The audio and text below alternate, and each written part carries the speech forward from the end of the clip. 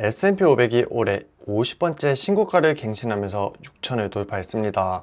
올해 코스피는 10% 떨어진 반면 S&P 500은 25% 상승했는데요. 환율 8% 상승까지 더한다면 미국 주식은 투자의 신에 가까운 수준입니다. 몇 년 전만 해도 한국은 망해도 삼성전자는 망하지 않는다 라는 이야기가 많았는데요. 요즘 주가만 보면 둘 다 망할 수도 있겠다 라는 생각이 드는 수준입니다. 그렇다 보니 미국 주식 자금 쏠림이 날이 갈수록 심화되고 있는데요. 오늘은 환전의 귀찮음과 절세 계좌에서 모아갈 수 있는 한국 상장 S&P 500 ETF에 대해 알아볼 예정입니다. 수많은 한국 상장 S&P 500 ETF 중 어떤 걸 모아가야 하는지 시원하게 답해 드릴 거고요. 영상 시작 전에 구독과 좋아요도 부탁드립니다. 안녕하세요, 머니머니입니다. S&P 500 다우존스 그리고 나스닥은 미국 시장을 대표하는 주요 3대 지수로 불리고 있는데요. 무작정 S&P 500을 매수하는 것보다 내가 왜 S&P 500을 선택했는지 아는 것이 중요하다고 생각합니다.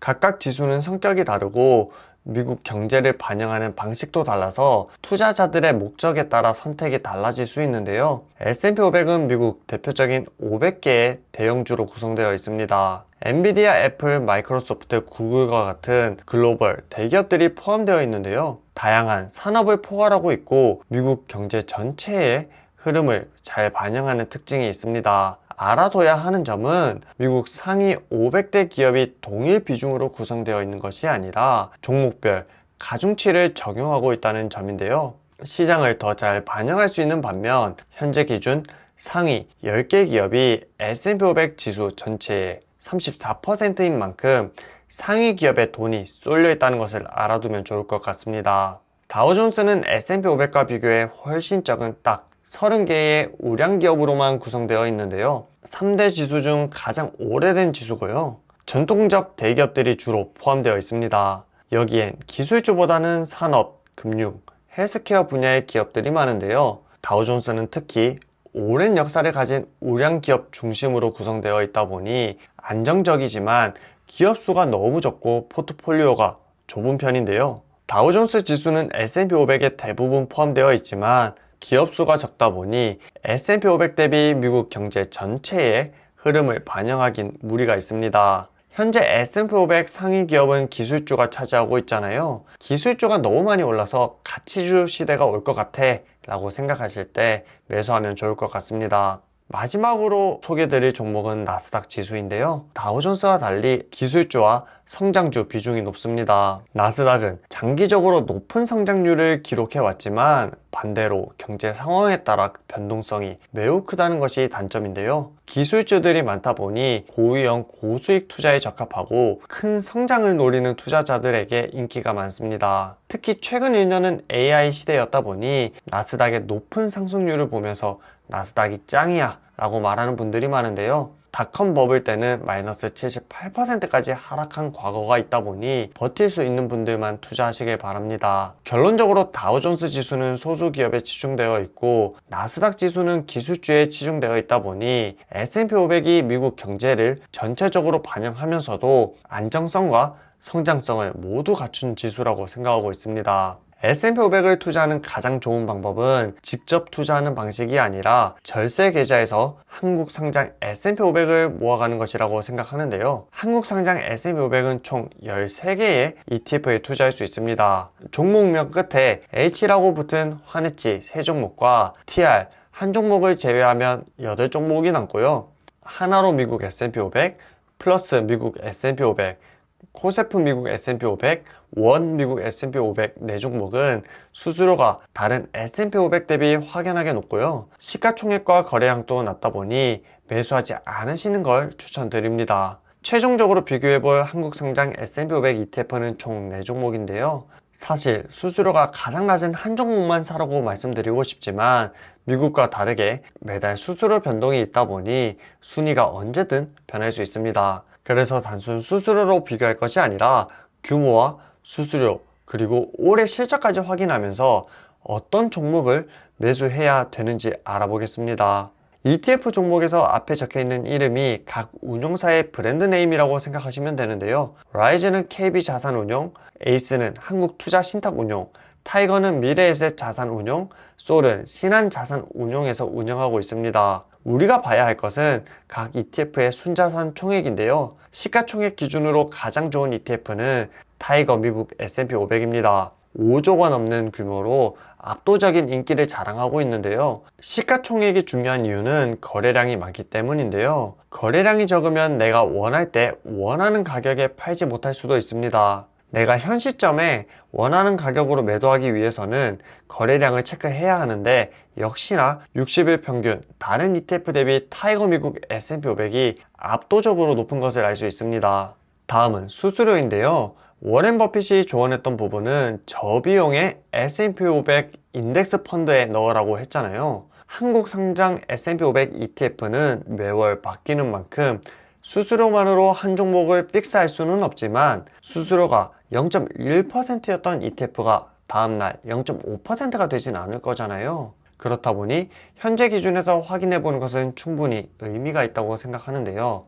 수수료가 가장 낮은 ETF는 0.15%로 라이즈 미국 S&P 500 ETF가 가장 낮고요. 다음 에이스 타이거는 0.17%로 비슷하지만 솔은 0.11%로 다소 높은 것을 확인할 수 있습니다. 네 종목 중 솔이 가장 최근에 출시한 ETF다 보니 시가총액이 낮은 것은 이해가 되는데요. 출시한 지 1년이 지났음에도 불구하고 수수료가 높다는 점을 봤을 때 굳이 솔 미국 S&P 500에 투자할 필요는 없다고 생각합니다. 마지막으로 살펴볼 비교는 연간 실적인데요. 올해 수익률은 역시나 수수료가 낮은 라이즈 미국 S&P 500이 35.65%로 가장 높은 것을 알 수 있습니다. 타이거 미국 S&P 500과는 0.1% 정도 차이가 나는데요. 연간 0.1%면 10년이면 1% 차이를 낼 수도 있겠다 라고 생각할 수도 있지만, 괴리율에 영향이 크게 미칠 수도 있습니다. 이를 검증하기 위해 3년간 차이를 확인해 봤을 때 타이거 미국 S&P 500과의 차이는 0.03%인 만큼 꼭 배수로 올라가는 것 같진 않은데요. 해당 수익률은 배당 재투자를 감안한 토탈 리턴 기준이다 보니 배당은 신경 쓰지 않아도 될 것 같습니다. 1년, 3년 기준으로 봐도 수익률 1등과 꼴찌가 계속 바뀌는 것을 봤을 때 과거 백테스팅 결과로 한 종목을 정하기엔 무리가 있어 보이지만, 대체적으로 타이거 미국 S&P 500이 낮은 수익률로 보입니다. 결론적으로 시가총액과 거래량을 생각하신다면 타이거 미국 S&P 500을 선택하고, 수수료와 올해 백테스팅 결과를 생각하신다면 라이즈 미국 S&P 500을 선택하시면 되는데요. 백테스팅 결과는 배당 재투자를 감안한 결과다 보니 코덱스 S&P 500 TR 상품과도 비교해보는 것이 더 정확하겠다라는 생각이 들더라고요. 솔 미국 S&P 500과 에이스 미국 S&P 500을 제외하고 코덱스 미국 S&P 500 TR과 비교해 봤는데요. 6개월, 1년, 3년 모두 코덱스 S&P 500이 근소한 차이로 높은 것을 알 수 있습니다. 마지막으로 살펴볼 지표는 괴리율과 추적 오차율인데요.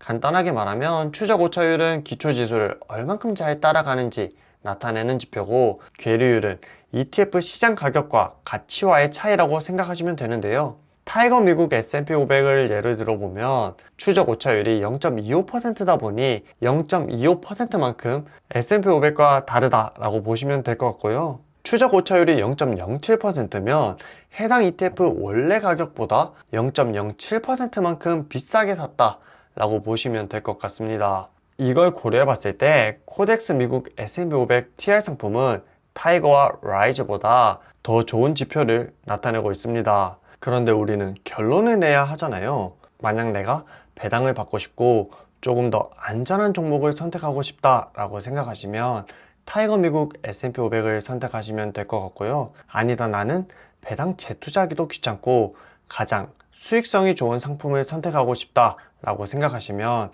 코덱스 미국 S&P 500 TR 상품을 추천드립니다. 개인적으로 타이거 미국 S&P 500 배당률이 1.2%인데요. 높은 배당률은 아니잖아요. 내가 운용하고 있는 금액이 크다라고 생각하시면 의미 있는 배당이 되기 때문에 타이거 미국 S&P 500을 선택하는 것이 좋다고 생각하고요. 반대로 연금저축계좌는 매년 600만 원밖에 못 넣잖아요. 연금저축계좌에서 받는 배당이 생활에 영향을 줄 수 있는 의미 있는 금액이 아닐 뿐더러 재투자하는 노고가 더 들기 때문에 코덱스 미국 S&P 500 TR 상품이 더 낫지 않나 라고 생각하고 있습니다. 저 역시 아직 연금 계좌를 운영하고 있지 않지만 2025년부터는 운영할 예정인데요. 연금 계좌에서 운영할 땐 코덱스 미국 S&P 500 TR 상품으로 적립식 매수하는 과정을 영상으로 공유하도록 하겠습니다. 마지막으로 당부드리고 싶은 말은 오늘 공유드린 모든 것을 고려한다고 해도 수익률 차이는 3년에 0.2%다 보니 이것저것 따질 것 없이 꾸준히 매수하고